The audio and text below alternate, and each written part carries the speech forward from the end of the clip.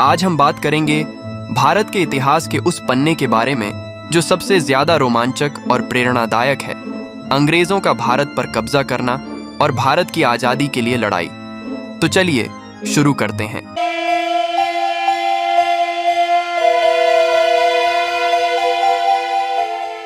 ये कहानी शुरू होती है सन 1600 से, जब ईस्ट इंडिया कंपनी नाम की अंग्रेजी व्यापारी कंपनी भारत आई। इनका मेन काम बिजनेस करना था, लेकिन धीरे धीरे इन्होंने राजनीतिक दांव पेच खेलकर अपना शासन बना लिया। ईस्ट इंडिया कंपनी ने शुरू में मसालों, कपड़ों और अन्य वस्तुओं का व्यापार शुरू किया। फिर धीरे धीरे इन्होंने राजनीतिक कदम उठाए। प्लासी की लड़ाई और बक्सर की लड़ाई ने इनकी ताकत और इरादों को और मजबूती दी।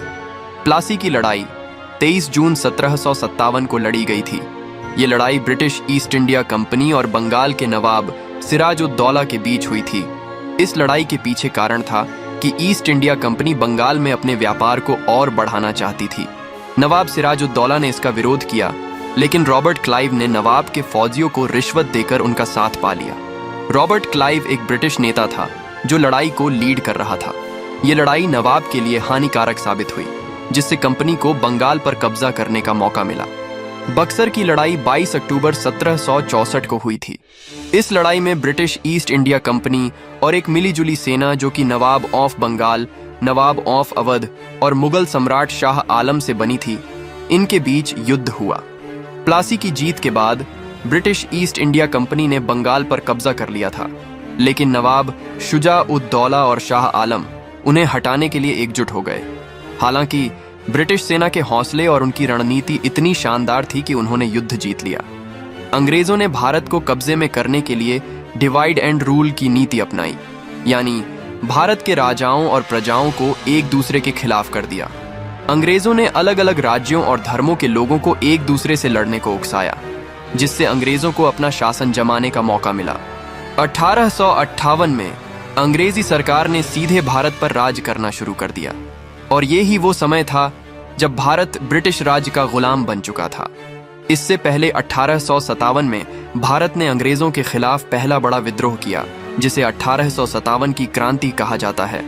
इसमें मंगल पांडे जैसे वीर सैनिकों ने अंग्रेजी हुकूमत के खिलाफ बुलंद आवाज उठाई, लेकिन कुछ भीतरी समस्याओं और अंग्रेजी सेना की ताकत की वजह से ये विद्रोह सफल नहीं हो सका।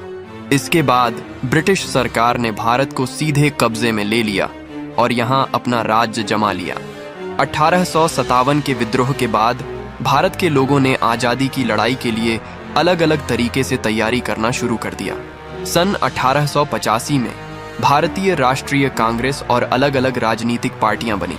लोकमान्य तिलक, बिपिन चंद्र पाल और लाला लाजपत राय जैसे नेताओं ने स्वदेशी आंदोलन और अलग अलग आंदोलनों को आगे बढ़ाया।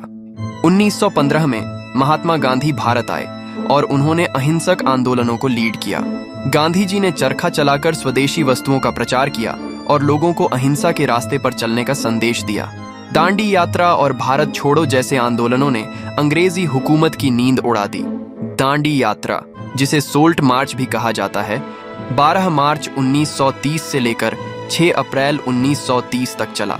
इसे महात्मा गांधी ने लीड किया था, जो कि ब्रिटिश हुकूमत के नमक कानून के खिलाफ एक प्रदर्शन था। भारत छोड़ो आंदोलन, जिसे क्विट इंडिया मूवमेंट भी कहते हैं, 8 अगस्त 1942 को शुरू हुआ।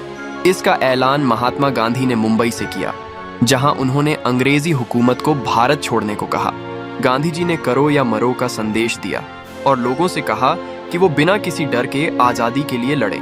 अंग्रेजी हुकूमत ने कई भारतीयों को जेल में डाल दिया, लेकिन लोगों का जज्बा कम नहीं हुआ।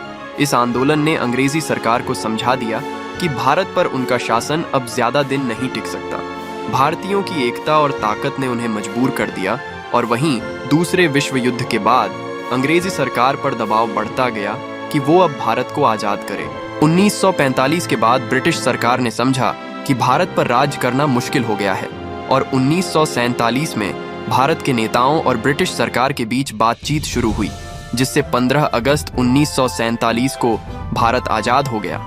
और फिर पंडित जवाहरलाल नेहरू भारत के पहले प्रधानमंत्री बने और लाल किले से तिरंगा लहराकर भारत की आज़ादी का ऐलान किया।